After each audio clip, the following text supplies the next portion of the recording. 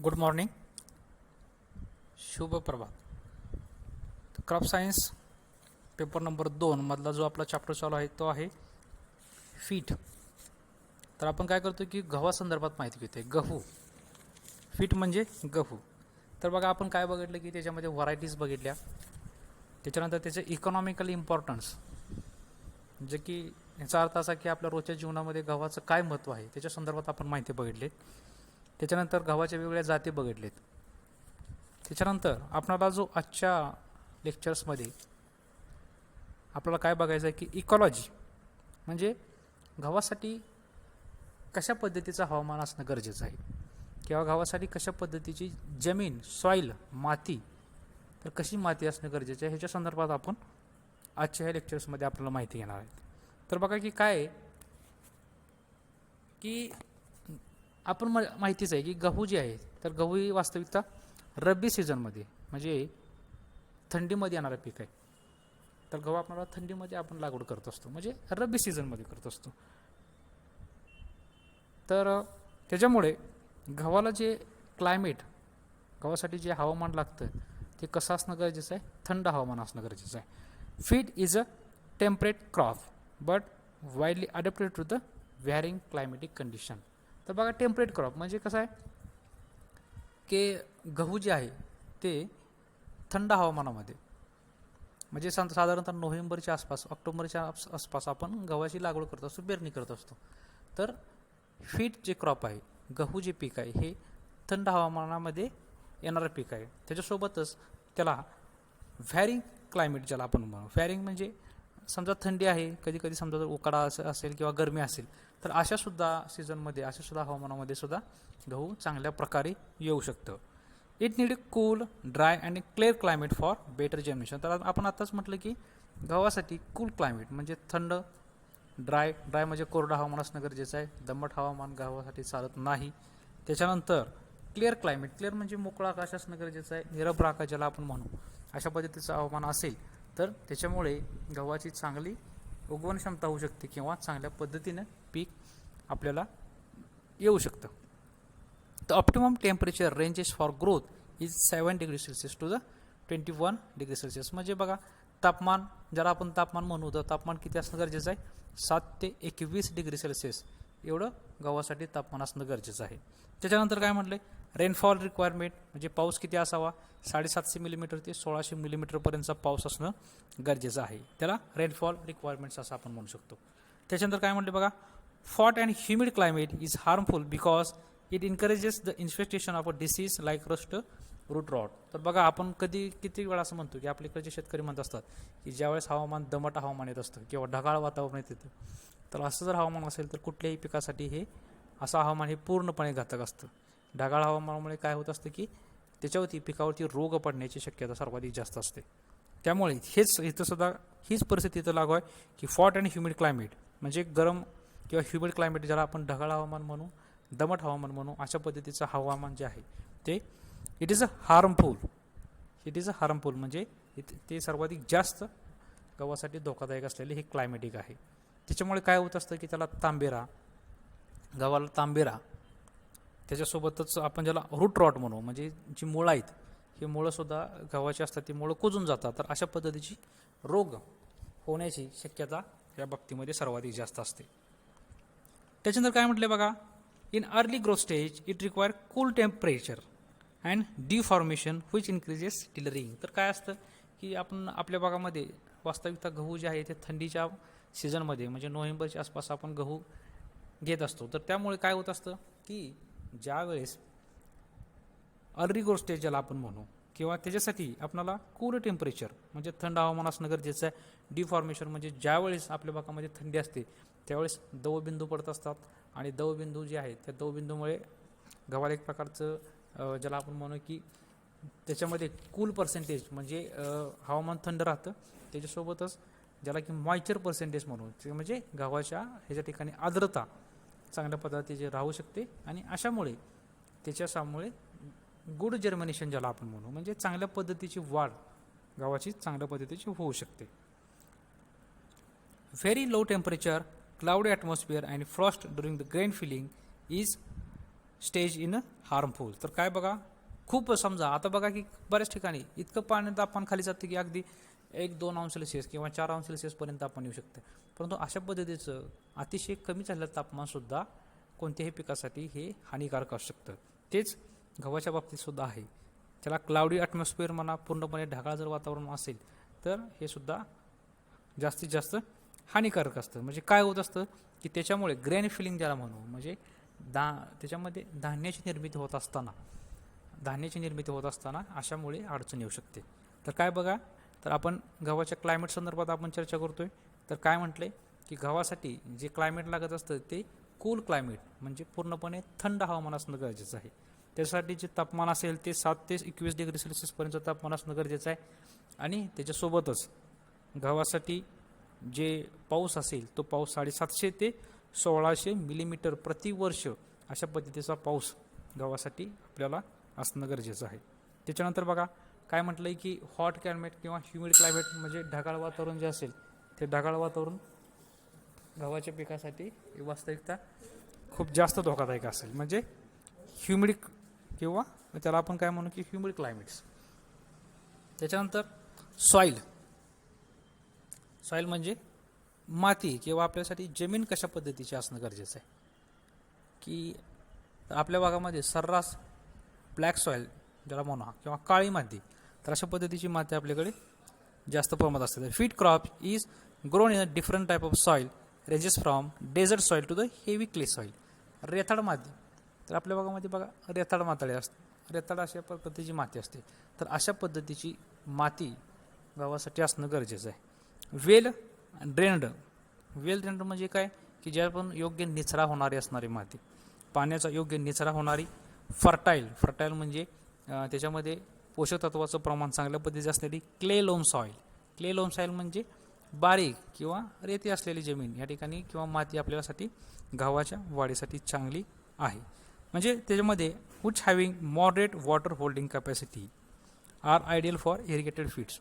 म्हणजे बघा आपण जी माती आपण गव्हासाठी आपल्या शेतामध्ये की आपल्या रानामध्ये जी माती असेल त्याच्यामध्ये वॉटर होल्डिंग कॅपॅसिटी म्हणजे पाणी धरून ठेवण्याची क्षमता, त्या मातीमध्ये पाणी धरून ठेवण्याची क्षमता चांगली असणं गरजेचं आहे.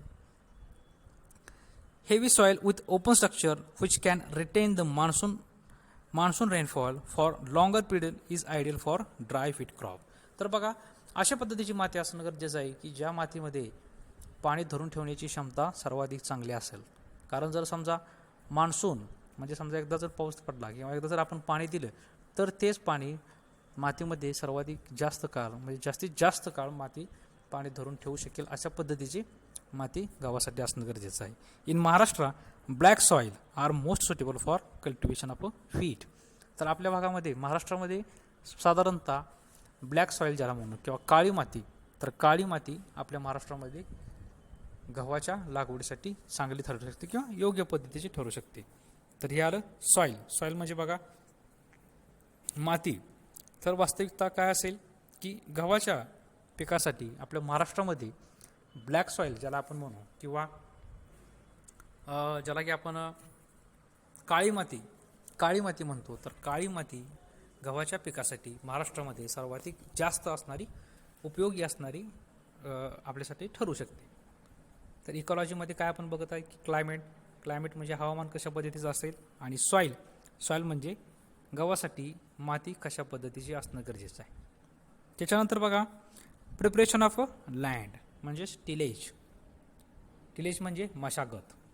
तर आपल्याला सध्या बघा सर्वाधिक महत्त्वाची काय गोष्ट आहे की ज्या वेळेस आपण कोणतंही पीक घेत असतो तर पीक घेण्याच्या पूर्वी आपल्याला आपल्या शेताची योग्य पद्धतीने मशागत करणं गरजेचं आहे.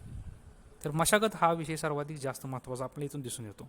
तर बघा feed crop require well pulverised but compact seed bed for good and uniform germination. तर गव्हाच्या पिकासाठी ज्यावेळेस आपल्याला ज्याला सीड बेड आपण म्हणू शकतो किंवा वाफ, तर योग्य पद्धतीची वाफ असणं गरजेचं आहे. म्हणजे कसंच वेल पल्वराइज्ड म्हणजे जी आपण माती असेल ती माती योग्य पद्धतीची घुसळण झालेली असेल किंवा त्याच्यामध्ये हवा खेळती असणारी माती असणं गरजेचं आहे. त्याच्यासोबतच कॉम्पॅक्ट कॉम्पॅक्ट सीड बेड म्हणजे वाफयोग्य पद्धतीचे असणं गरजेचं आहे की ज्याच्यामध्ये गुड अँड युनिफॉर्म जर्मिनेशन, म्हणजे त्याच्या पद्धतीने ते अशा पद्धतीची वाफ तयार करणं गरजेचं आहे की ज्याच्यामध्ये चांगल्या पद्धतीची पेरणी होईल किंवा अशी वाफ असणं गरजेचं आहे की ज्या ठिकाणी चांगल्या पद्धतीची उगवण क्षमता असणं किंवा उगवण क्षमता निर्माण होईल. म्हणजे मुळांसाठी ज्यावेळेस आपण लागवड करत असतो आणि ठराविक कालावधीमध्ये नंतर ज्यावेळेस मुळ येतात तर त्या मुळांना योग्य पद्धतीची हवासुद्धा मिळणं गरजेचं आहे. The seed bed should not be cloud and dusty. तर बघा आपण ज्यावेळेस वाफ तयार करतो ते वाफ जे आहेत एकदम कंजेस्टेड सुद्धा असणं चुकीचं आहे. अशा पद्धतीत सुद्धा वाफ नसावं. The prepared tillage operation varies with type of cultivation that whether grown as a rainfed or irrigated crops. तर बघा आपण या ठिकाणी सीड बेड तयार करत असतो, वाफ ज्यावेळेस तयार करत असतो, वाफ तयार करताना आपणाला कशा पद्धतीची वाफ असणं गरजेचं आहे. तर वास्तविकता ज्यावेळेस आपण पेरणी करत असो आणि त्याच्यानंतर मुळांसाठी सुद्धा योग्य पद्धतीची हवा खेळती राहणं त्याच्यासोबत असणं गरजेचं आहे. Tillage for dry and irrigated किंवा ड्राय और रेनफेड व्हीट क्रॉप. तर बघा ड्राय व्हीट क्रॉप म्हणजे असं भाग की ज्यामध्ये आपण गव्हाचं जे पीक घेत असतो की ज्या ठिकाणी फक्त पावसाच्या पाण्यावरती ज्यावेळेस आपल्याला गहू लावायचं असतं तर त्यावेळेस कशा पद्धतीचं आपल्याला काय करणं गरजेचं आहे तर ह्याच्या संदर्भात आपण इथं माहिती घेणार आहे. तर usually land is kept fallow in a monsoon season. तर काय केलं जातं की मान्सूनमध्ये ज्यावेळेस आपल्याला गहू हे जे पीक आहे हे रब्बीमध्ये असणारं पीक आहे. रब्बीमध्ये म्हणजे कधी ऑक्टोबर नोव्हेंबरमध्ये आपण हे पीक घेऊ शकतो. त्यामुळे पहिला जो सीझन असेल तो पहिल्या सीझनमध्ये आपण कुठलंच पीक घेत नाही. म्हणजे आपल्या भागामध्ये समजा उशिरा पाऊस पडतो, त्यामुळे उशिरा पाऊस पडत असल्यामुळे आपणाला जे पीक घ्यायचं असतं ते डायरेक्ट रब्बी सीझनमधलंच म्हणजे ऑक्टोबर नोव्हेंबर किंवा हिवाळ्यामधलंच आपण पीक घेऊ शकतो. ड्युरिंग मान्सून 2 किंवा 3 to 5 हॅरोविंग. तर म्हणजे काय केलं जातं की 2 ते 5 वेळा कुळपलं जातं. Are given to remove the weeds and conserve moistures. तर काय केलं जातं बघा की डायरेक्ट आपण ज्यावेळेस रब्बीमध्ये किंवा ऑक्टोबर नोव्हेंबरमध्ये ज्यावेळेस पेरणी करायची असते तर डायरेक्ट त्याच्यामध्ये कुळपणी करून काय केलं जातं की त्याच्यामध्ये जे वीड्स असतील किंवा तण असतील ती तण नष्ट करण्यासाठी डायरेक्ट कुळपणी केली जाईल. Land is plowed deeply with an iron plow or tractor once in about 3 years. तर काय केलं जातं समजा की आपण समजा आपल्या शेत जमिनीमध्ये समजा जर गहूच फक्त जर आपण लागवड करत असेल तर 3 वर्षानंतर आपण नांगरणी करू शकतो.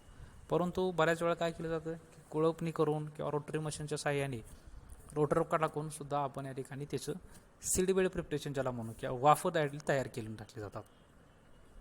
त्याला हॅरोविंग असं म्हटलं जातं. After cessation of a monsoon 1 shallow harrowing is given and compacted for land is done with the help of planker just before the sowing. तर काय केलं जातं बघा हॅरोविंग केलं जातं, कुळपणी केली जाते, त्याच्यानंतर प्लांकरच्या साहाय्याने म्हणजे आपण या ठिकाणी पेरणी करण्याच्या पूर्वी प्लांकरचा उपयोग करून या ठिकाणी त्याचं लँड लेवलिंग ज्याला म्हणू किंवा जमिनीची योग्य तऱ्हेने लेवल करून आपण या ठिकाणी घेतली जाते. त्याच्यानंतर बघा tillage for irrigated feed crop. Irrigated म्हणजे काय सिंचित क्षेत्र म्हणजे ज्या ठिकाणी आपली जी शेती आहे किंवा आपलं जे लागवड क्षेत्र आहे हे जर पूर्णपणे पावसाच्या पाण्यावरती अवलंबून नसेल, आपल्याकडे पाण्याचा जो स्रोत चांगल्या पद्धतीचे उपलब्ध असेल तर अशा ठिकाणी त्याला आपण काय म्हटलं जातं इरिगेटेड पाण्याचं मुख्य स्रोत उपलब्ध आहे अशा पिकाला किंवा अशा ठिकाणी इरिगेटेड क्रॉप्स असं म्हटलं जातं. तर काय म्हटलं usually feet is taken as a second crop after kharif as a irrigated crop. तर काय म्हटलं बघा तर आपण जे गहू असेल तर गहू ज्यावेळेस आपण लागवड करत असतो तर हा गहू सेकंड क्रॉप म्हणून लागवड करत असतो म्हणजे रब्बीमध्ये लागवड करत असतो. त्यामुळे काय केलं जातं the field is cross plough by tractor after the harvesting of a kharif crop. तर काय केलं जातं जर आपण पहिल्यांदा जे पहिले पीक आहे हे पीक या ठिकाणी बाहेर काढून ते पीक पूर्णपणे त्याचं उत्पन्न घेतल्यानंतर ते पीक काढणी झाल्यानंतर आपणाला ट्रॅक्टरच्या साहाय्याने क्रॉस प्लाविंग म्हणजे विरुद्ध दिशेने प्लाविंग जशा पद्धतीचे करून प्लाविंग केलं जातं किंवा नांगरणी केली जाते. ट्रॅक्टरच्या साहाय्याने नांगरणी केली जाईल. त्याच्यानंतर 3 ते 4 वेळा कुडपलं जाईल. 3 ते 4 वेळा कुडपलं जाईल. हॅरोविंग केली जाईल. त्याच्यानंतर क्लॉड क्रशिंग म्हणजे ढेकळं जे आहेत आपल्या रानामध्ये पूर्णपणे जे ढेकळं आहे ते ढेकळं पूर्णपणे फोडून टाकले जातील, नष्ट केली जातील. त्याच्यानंतर त्याच्यामध्ये आपल्या रानामध्ये किंवा आपल्या शेतामध्ये असलेलं weeds, previous crop weeds are picked to make the field clean. म्हणजे जे पहिलं जे तण आहे ते तण पूर्णपणे तण बाहेर केलं जाईल, तण काढून टाकलं जाईल. त्याच्यानंतर काय केलं जाईल बघा, 1 pre soaking irrigation is given to the field 4 to 5 day prior to sowing. तर काय केलं जातं बघा, तर पेरणीच्या पूर्वी एक 4 ते 5 दिवसापूर्वी एक प्री इरिगेशन ज्याला म्हटलं जातं, प्री इरिगेशन म्हणजे पेरणीच्या पूर्वी 1 ते 4 ते 5 दिवसापूर्वी सुद्धा आपण या ठिकाणी आपल्या शेतामध्ये एकदा पाणी देऊन ठेवलं जातं. कशासाठी की त्यामुळे काय होत असतं की जी पेरणीला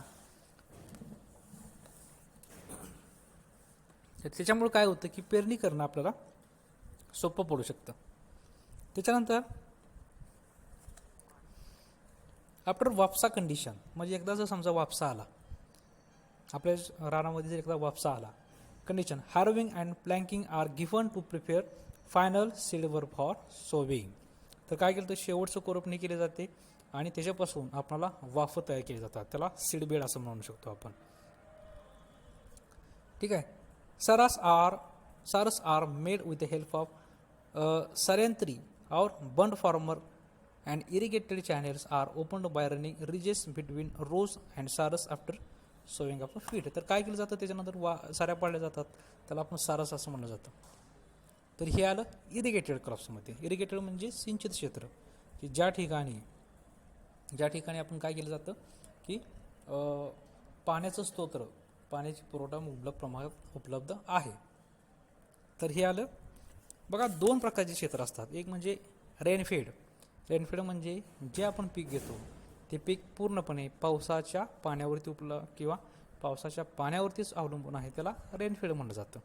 आणि जे पीक घेताना आपल्याला पाण्याचा इतर स्तोत्रसुद्धा उपलब्ध आहे, म्हणजे कॅनल आहे, मोठ्या प्रमाणाचं विहिरीला सुद्धा पाणी आहे. तर ज्यावेळेस अशा पद्धतीचं स्तोत्र उपलब्ध असेल आणि पाणी जर मुबलक उपलब्ध असेल तर त्याला इरिगेटेड असं म्हटलं जातं. तर 2 वेगवेगळे कन्सेप्ट आहेत या ठिकाणी, तर इरिगेटेड आणि रेनफेड. त्याच्यानंतर बघा, selection of a feet seed for sowing. तर ज्यावेळेस आपण बियाणांची लागवड करण्यापूर्वी बियाणांची कशा पद्धतीने निवड करू शकतो, लागवडीच्या पूर्वी बियाणांची कशा पद्धतीने निवड करू शकतो. चला, बियाणांची निवड. तर बघा कसे बी आपल्याला निवडायचे. तर सगळ्यात महत्त्वाचं जर आपण विचार केला तर आपल्या उत्पन्नामध्ये सर्वाधिक जास्त जर मोठा वाटा असेल तर तो बियाणांचा असतो. जर समजा बियाणंच खराब असतील किंवा बियाणांच योग्य तऱ्हेने जर आपण निवड केली नसेल तर अशामुळे काय होऊ शकतं की आपलं उत्पन्न जे आहे ते पूर्णपणे नष्ट होऊ शकतं किंवा उत्पन्न आपल्याला जेवढं गरजेचं आहे तेवढं उत्पन्न मिळू शकत नाही. त्यामुळे बियाणांची निवड ही सर्वाधिक जास्त महत्त्वाचा असणारा भाग आहे. Well developed bold seed should be collected from fully dried crops and stored separately. तर काय बघा, आपण ज्यावेळेस बियाणांची निवड करत असतो त्यावेळेस वेल डेव्हलप्ड म्हणजे चांगले विकसित झालेली बियाणं. समजा जर आपल्या शेतामध्ये आपण पूर्वी जर गहू लावला असेल तर काय गहूचा जो भाग आहे तो आपण काय करत असतो, आपल्याला बियाणांसाठी पुढच्या वर्षीच्या बियाणांसाठी ठेवत असतो. तर काय करायचं, अशासाठी आपण वेल डेव्हलप्ड म्हणजे चांगल्या पद्धतीने विकसित झालेली बियाणं, चांगले विकसित झालेले बियाणं, फुल ड्रायड म्हणजे पूर्णपणे कोरडी असलेली अशा पद्धतीचे बियाणं आपण वेगळ्या जागेला स्टोअर करून म्हणजे साठवून ठेवणं गरजेचं आहे. त्याच्यानंतर the seed should be healthy and free from seed born disease. तर बघा अशा पद्धतीचे बियाणं आपण निवडणं गरजेचं आहे की जे की हेल्दी म्हणजे योग्य पद्धतीचे चांगले असावेत. त्याच्यानंतर त्याला सीड बॉर्न डिसीजेस म्हणजे बरेच बियाणं कसे असतात की ते मधून कट झालेले असतात किंवा काय बियाणांच्या ठिकाणी गव्हाच्या मध्येच होल पडलेला असतो किंवा काय बियाणांना ज्याला आपण वाळवी लागल्यासारखं असतं.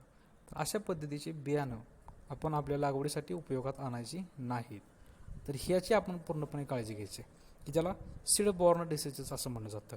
म्हणजे बियाणांपासून उत्पन्न होणारा एखादा त्याचा रोग त्याच्यामध्ये आहे का, तर ह्याचीसुद्धा आपण या ठिकाणी पहिल्यांदा काळजी घेणं गरजेचं आहे. It should be free from admixture of weed seeds. तर बऱ्याच वेळा काय होत असतं बघा की बियाणांची लागवड करत असताना त्याच्यासोबतच काही तणसुद्धा येऊ शकतात किंवा तणाचे सुद्धा बियाणे असतात. की समजा बऱ्याच ठिकाणी काय असतं, काँग्रेसचं सुद्धा आपल्या गव्हाच्या बियाणांसोबतच काँग्रेसचं सुद्धा बियाणे येतात.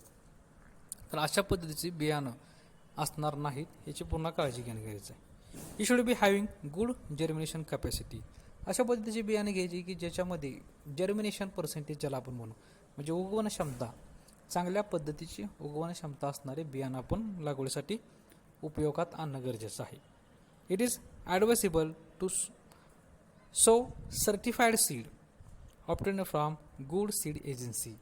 तर बघा बियाणं आपण ज्यावेळेस खरेदी करत असतो तर अशा एजन्सीमधून, अशा केंद्रापासून खरेदी करणं गरजेचं आहे की ज्या केंद्राला एक सर्टिफाईड, त्यालाच शासनाची पूर्णपणे मान्यता असणाऱ्या केंद्रापासून आपणाला बियाणांची खरेदी करायची आहे.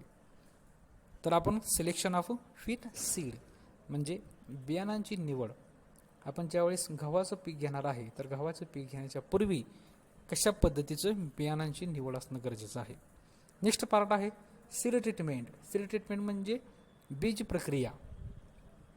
आपण ज्यावेळेस बघा सगळ्यात महत्त्वाची गोष्ट काय की आपण कोणत्याही गोष्टीची ज्यावेळेस लागवड करत असो किंवा कोणत्याही पिकाची लागवड करत असो तर त्याच्यामध्ये सीड ट्रीटमेंट ज्याला आपण म्हणू, बीज प्रक्रिया, तर हा जो पार्ट आहे, हा जो विषय आहे तो सर्वाधिक जास्त महत्त्वाचा असणारा विषय आहे, बीज प्रक्रिया.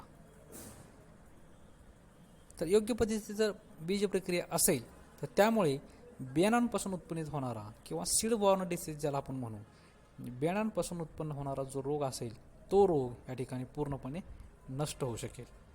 सन ड्राईंग और सोलार हीट ट्रीटमेंट. तर काय केलं जातं बघा की बऱ्याच वेळा आपण आपल्या भागामध्ये उन्हामध्ये बियाणं, उन्हामध्ये गहू बऱ्याच वेळा वाळत घालत असतो, त्याला सोलार हीट ट्रीटमेंट म्हटलं जातं. उन्हामध्ये गहू वाळून टाकत असतो, वाळत घालत असतो, त्याला सोलार हीट ट्रीटमेंट म्हटलं जातं. तर काय बरं त्याच्यामध्ये काय केलं जातं की this treatment is given to protect the crop from seed borne diseases like loose smut. तर बघा अशा पद्धतीची ज्याला सोलार हीट ट्रीटमेंट म्हटलं जातं, तर अशा पद्धतीची जर आपण बीज प्रक्रिया केली की त्याच्यामुळे काय होत असतं, सीड बॉर्न डिसीजेस म्हणजे बियाणांपासून उत्पन्न होणारे रोग या ठिकाणी थांबवले जातात. अर्थातच लूज मड नावाचा जो रोग आहे, अशा पद्धतीची रोग सोलार हीट ट्रीटमेंट म्हणजे बियाणांना अगदी म्हणजे गव्हाला जर आपण उन्हात वाळू घातलं ह्याच्यामुळे अशा पद्धतीचा रोग थांबू शकतो, loose mud. The seeds should be selected from freshly harvested wheat crop. तर ज्यावेळेस आपण बियाणांची निवड करत असतो त्यावेळेस नुकतंच काढणी केलेल्या गव्हाचं बियाणं म्हणून वापर करणं आपल्यासाठी गरजेचं आहे. It should be spread on roof in a layer of not more than 2 centimetre thick and dried in a hot sun for 2 days. तर काय बघा, तर आपण काय केलं जातं अशा पद्धतीची उन्हात गहू ज्यावेळेस आपण वाळू टाकत असतो तर काय केलं जातं बघा की अशा ठिकाणी वाळू घालायचं. म्हणजे वास्तविकता ज्याला आपण कोवा म्हणतो किंवा डांबरीसारखं जर असेल तर अशा ठिकाणी गहू वाळत घालणं जास्त गरजेचं आहे. 2 सेंटीमीटर थिक म्हणजे ज्यावेळेस गहू वाळत घालतो ते जास्तीत जास्त ते 2 सेंटीमीटरपर्यंत त्याची थिकनेस असावी किंवा 2 सेंटीमीटरपर्यंत जाडी असेल अशा पद्धतीने गहू वाळू घालायचा. तर किती दिवसासाठी, ते जास्तीत जास्त बघा 2 days म्हणजे 2 दिवसासाठी गहू आपल्याला उन्हामध्ये वाळूत घालणं गरजेचं आहे. It should be stirred 1 or 2 times during a hot period of a day. तर स्टायर म्हणजे काय बघा, तर गहू जे आहेत तर आपल्यामध्ये बऱ्याच वेळा काय करत असतात महिला, ज्यावेळेस एकदा आपण धान्य वाळत घातलं तर 2-4 वेळा ते हात फिरवत असतात त्याच्यामधून, त्याला स्टायर्ड असं म्हटलं जातं. 2-4 वेळा हात फिरवलं जातं. तर मग त्याच्यामुळे काय होत असतं की जे गहू आहे ते खालचं गहू वरती आणि वाळू घालत असताना खालचं असलेलं गहू जे असेल ते वरती येतं आणि वरचं खाली येऊन जातं. ठीक आहे. त्याच्यानंतर the dried seed should be then stored in a gunny bags for sowing in the next season. तर काय केलं जातं, वाळू घातलेलं असलेलं जे गहू असेल ते गहू आपण तिथून बाजूला काढून आपल्या पिशवीमध्ये गनी बॅग्स म्हणजे पोत्यामध्ये भरून ठेवायचं, जेणेकरून पुढच्या वर्षी नेक्स्ट इयरला पुढच्या वर्षी त्याचा आपण सोविंगसाठी म्हणजे लागवडीसाठी किंवा पेरणीसाठी त्याचा आपण वापर करू शकू. तर ही आहे बघा सीड ट्रीटमेंट. त्याच्यामधले सन ड्राईंग किंवा सोलार ही ट्रीटमेंट म्हणजे उन्हात वाळू घालणं, जे बियाणं असतील ते उन्हात वाळू घालणं, अशा पद्धतीची ही सीड ट्रीटमेंट आहे. त्याच्यानंतर सेकंड आहे ऑर्गॅनो मर्क्युरियल ट्रीटमेंट. ऑर्गॅनो mercurial treatment. तर काय केलं जातं बघा, लक्षात घ्या इथं. ऑर्गॅनो मर्क्युरियल ट्रीटमेंट म्हणजे the seed should be treated with mercurial fungicide like Agrosan, Vitavax, thiram @ 2.5 to 3 grams per kg of seed. तर काय केलं जातं बघा की ज्यावेळेस हे बियाणं आहेत, हे बियाणं आपण ॲग्रोसॉन, फिटिवॅक्स, थायरम असे जे केमिकल्स आहेत, या केमिकल्ससोबत आपण त्याची बीज प्रक्रिया केली जाते. तर किती बघा, एक जवळजवळ 2 ते 2.5 ते 3 ग्रॅम एका किलो.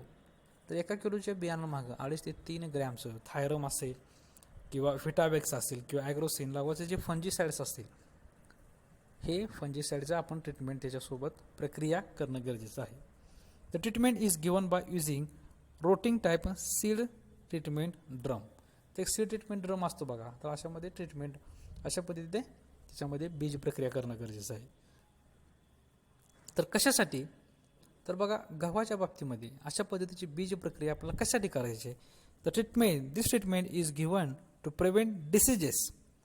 कशासाठी आपण बीज प्रक्रिया करायची आहे की आपणाला रोगापासून होणाऱ्या, गव्हावरती पडणाऱ्या रोगापासून आपल्याला जर काळजी घ्यायची असेल तर आपणाला सीड ट्रीटमेंट म्हणजे बीज प्रक्रिया करणं गरजेचं आहे. तर कोणते रोग, flax smut, root rot, wilt. तर बघा स्मट याचा अर्थ काय की गव्हाचं जी कांडे असतील किंवा गव्हाची जी कांबी असेल तर हे काळं पडू नयेत, त्याला स्मट असं म्हटलं जातं. फूट रॉट म्हणजे काय की तर त्या गव्हाच्या असणारी जी मुळं असतील ती जी मुळं कुजून जाऊ नयेत त्याच्यासाठी. विल्ट म्हणजे काय, ते गहू असेल तर गव्हाचं पूर्णपणे जे पीक असेल किंवा रोप असेल ते पूर्णपणे जळून जाऊ नये म्हणून अशा पद्धतीची त्याच्यावरती ऑर्गॅनो मर्क्युरियल फंजिसाइड म्हणजेच बघा ॲग्रोसन, व्हिटेवॅक्स, थायरम अशा पद्धतीच्या फंजिसाइडची, बुरशीनाशकांची त्याच्यावरती ट्रीटमेंट करणं किंवा त्याच्यावरती प्रक्रिया करणं गरजेचं आहे. त्याच्यानंतर बघा बीज प्रक्रियामध्ये पहिला आपण बघाल सन ड्राईंग मेथड्स. सन ड्राईंगमध्ये काय केलं जातं की आपणाला जी बियाणं म्हणून जे गहू आपण वापरणार आहे ते गहू उन्हाला वाळवले जातात, त्याला सन ड्राईंग असं म्हणलं जातं. सेकंड आहे ऑर्गॅनो मर्क्युरियल फंजिसाइड. त्याच्यामध्ये काय केलं जातं बघा, तर ॲग्रोसोन, फिटापॅक्स, थायरम नावाचे जे केमिकल्स आहेत, थायरमसारखे जे केमिकल्स आहे, या केमिकल्ससोबत गव्हाच्या बियाणांचा या ठिकाणी त्याची ट्रीटमेंट म्हणजे बीज प्रक्रिया केली जाईल. थायरमसोबत बीज प्रक्रिया केली जाईल. तर कोणत्याही जर आपण कृषीच्या खताच्या दुकानामध्ये जर गेलं तर आपल्याला थायरमच्या पिशव्या आपल्याला बघायला भेटतात. तर त्याच्यासोबत आपण सीड ट्रीटमेंट म्हणजे बीज प्रक्रिया केली जाईल. त्याच्यानंतर बघा थर्ड सीड ट्रीटमेंट, 3 नंबरची ट्रीटमेंट आहे fought water treatment. Fought water treatment. तर काय केलं जातं बघा, ह्याच्यामध्ये सगळ्यात मला लक्षात घेण्यासारखी बाब आहे की फॉट वॉटर ट्रीटमेंटमध्ये काय केलं जाईल. Feed seed is soaked in hot water at the rate 52 degree Celsius temperature for 10 minute before sowing. तर काय केलं जाईल बघा की गव्हाचं जे बियाणं असेल, गव्हाचे बियाणं असतील ते गरम पाण्यामध्ये म्हणजे 52 डिग्री सेल्सिअस असणारं तापमान असलेलं जे पाणी आहे, अशा पाण्यामध्ये गव्हाचे जे बियाणं आहेत, हे गव्हाचे बियाणं त्याच्यामध्ये टाकून दिली जातात 52 डिग्री सेल्सिअस असणाऱ्या पाण्यासोबत. ठीक आहे. This treatment is given for control of a disease like alternative blight आणि स्मट. तर काय बघा हॉट वॉटर ट्रीटमेंटमध्ये काय केले जाईल, 52 डिग्री सेल्सिअस तापमान असणाऱ्या पाण्यामध्ये गव्हाची बियाणं या ठिकाणी त्याच्यामध्ये ओतली जातील. किती वेळासाठी, 10 मिनिटासाठी. 10 मिनिटासाठी जर आपण त्याच्यामध्ये या गरम पाण्यामध्ये जर आपण बियाणं 10 मिनिटासाठी जर ठेवली तर त्याच्यामुळे बऱ्याचशा रोगांवरती किंवा गव्हाच्या बाबतीमध्ये असणाऱ्या बरेचसे रोग या ठिकाणी त्याच्यामुळे थांबू शकतात. म्हणजे कुठले बघा, अल्टरनेरिया ब्लाइट्स किंवा स्मट. स्मट म्हणजे कणस काळे होणे, ब्लाइट म्हणजे जे पानं आहेत, गव्हाची जी पानं असतील ती पानं त्याला आपण काय म्हणू की ब्राऊन तपकिरी होण्यापासून थांबवणे, त्याला अल्टरनेटिव्ह ब्लाइट असं म्हणलं जातं. त्याच्यानंतर बघा आपण आज काय बघतोय की पहिला जी पाठ बघितला तो इकॉलॉजी म्हणजे गव्हाच्या बाबतीमध्ये गव्हासाठी कशा पद्धतीचे हवामान असणं गरजेचं आहे त्याला आपण इकॉलॉजी म्हणलं. त्याच्यामध्ये क्लायमेट बघितलं, तर क्लायमेट वास्तविकता जर गव्हाला जर आपण विचार केला तर गव्हासाठी कूल क्लायमेट ज्याला आपण म्हणू, कूल क्लायमेट म्हणजे थंड हवामान असणं गरजेचं आहे. गव्हासाठी थंड हवामान असणं गरजेचं आहे. त्याच्यानंतर ज्याला की उष्ण आणि दमट, त्याच्यानंतर 7 डिग्री सेल्सिअस आणि 21 डिग्री सेल्सिअस आसपासचं तापमान असणं गरजेचं आहे. 750 ते 1600 मिलीमीटर एवढा पाऊस असणं गरजेचं आहे. त्याच्यानंतर काय म्हणलं बघा, सॉईलमध्ये काय, तर आपण या ठिकाणी गव्हासाठी ब्लॅक सॉईल म्हणजे काळी माती, आपण महाराष्ट्रामध्ये वास्तविकता काळी माती आहे. क्ले सॉईल ज्याला आपण म्हणतो, म्हणजे बारीक आणि रेताळ असणारी जर माती असेल तर तशा पद्धतीची सुद्धा माती गव्हाच्या लागवडीसाठी चांगली आहे, योग्य आहे. त्याच्यानंतर बघा प्रिपरेशन ऑफ लँड बघितली, म्हणजे कशा पद्धतीने मशागत केली जाईल, तर गव्हाच्या बाबतीमध्ये कशा पद्धतीने मशागत केली जाईल हे सुद्धा आता आपण गोष्ट बघितली. त्याच्यानंतर सिलेक्शन ऑफ सीड म्हणजे बियाणं आपण कशा पद्धतीचे निवडू, आपण गव्हासाठी जर लागवड करण्याच्या पूर्वी कशा पद्धतीचे बियाणं असणं गरजेचं आहे. तर वास्तविकता आपण या ठिकाणी महत्त्वाचं काय बघितलं की सीड बॉर्न डिसीजेस म्हणजे बियाणांपासून होणारा जो रोग आहे अशा पद्धतीच्या रोगाची काळजी घेऊन आपण बियाणांची निवड करायची आहे. त्याच्यानंतर अशा पद्धतीची बियाणं निवडायची आहे की त्याच्यामध्ये गुड जर्मिनेशन कपॅसिटी म्हणजे त्याची उगवण क्षमता जी असेल ती उगवण क्षमता चांगल्यात चांगली असणं या ठिकाणी गरजेचं आहे. अशा पद्धतीची बियाणं असावीत. त्याच्यानंतर काय बघा आपण म्हणलं की सीड ट्रीटमेंट म्हणजे बीज प्रक्रिया, आपण ह्याच्यावरती लक्ष दिलं तर बीज प्रक्रिया कशा पद्धतीची असणं गरजेचं आहे. तर सन ड्राईंग ट्रीटमेंट आपण बघितलं. सन ड्राईंग म्हणजे काय, जे गहू असेल ते उन्हात काही काळासाठी वाळवलं जाईल. सेकंड सीड ट्रीटमेंट बघितली ऑर्गनोमर्क्युरियल फंजिसाइड, ऑर्गनोमर्क्युरियल ट्रीटमेंट ह्याच्यामध्ये काय केलं जाईल, जे बुरशीनाशक आहेत म्हणजे ॲग्रोसोल असेल, थायरम असेल, व्हिटिवॅक्स नावाचे जे बुरशीनाशक आहेत त्या बुरशीनाशकांसोबत आपण गव्हाची बीज प्रक्रिया केली जाईल. 3 नंबर जे आपण बघितलं ते बघितलं hot water treatment. Hot water ट्रीटमेंटमध्ये काय केलं जाईल बघा की गहूचे जे बियाणं असतील ते आपण 10 मिनिटासाठी गरम पाण्यामध्ये ओतून ठेवलं जातील किंवा 10 मिनिटासाठी गरम पाण्यामध्ये भिजवून ठेवलं जाईल. आणि त्याच्यानंतर